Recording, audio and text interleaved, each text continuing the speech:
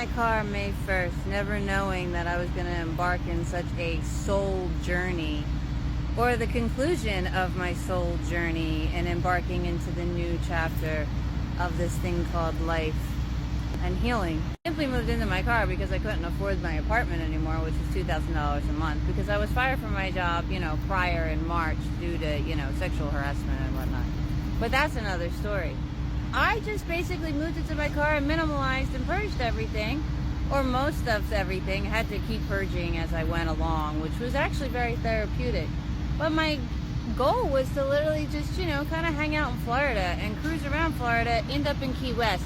You can't live in your car in Key West, by the way. They definitely frown upon that and make it quite difficult. So I didn't even try. But at the end of the day, I had to leave Florida, and I was okay with that. I was actually good with that. And then going to Colorado was a journey in itself. But was being nudged to go to Washington a lot in different ways. I got downloaded just basically Washington, and then of course all the signs come in, literally signs, wording and whatever, and just music. Pay attention to your synchronicities. Embarking on this unknown journey and not even having any direction of where I was going, and to end up now in Washington and having some realizations that my actual alcoholic abuse started in Washington the final year, more in like the Spanaway, Seattle area, when I decided that I was going to stay married and give up on me.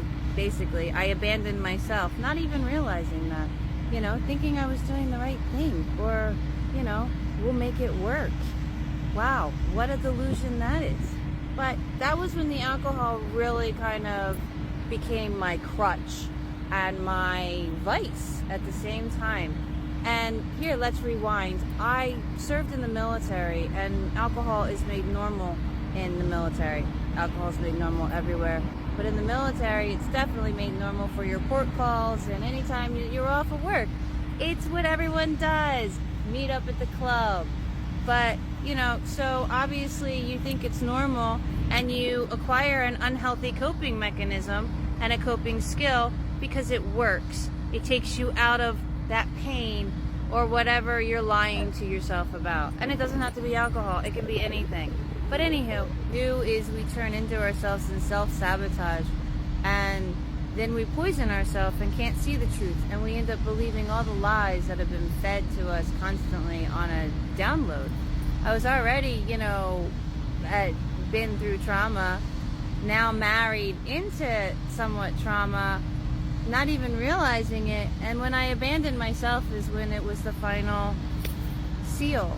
Because I kept wondering what was the final break for me, because I grew up with toxicity. I grew up with the massive amount of abuse that would make your head spin. And I still never truly lost me. Now, that doesn't mean that I didn't have less, insecurities or whatnot. I still had those. I still was dealing with, my subconscious program that was already indoctrinated by Catholicism, my mother, and so on.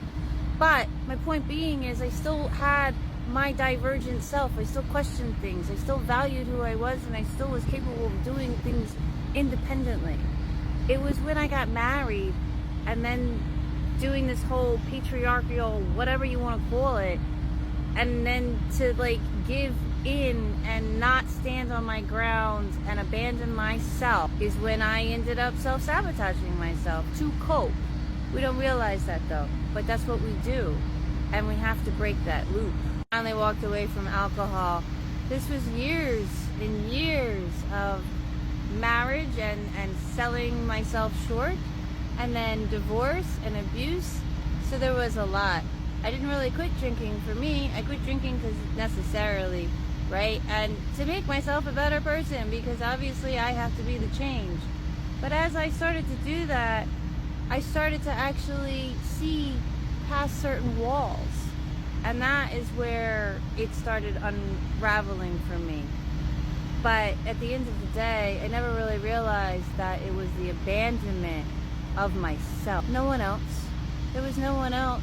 It was the abandonment of myself that caused me to self-sabotage, because I was lying to myself.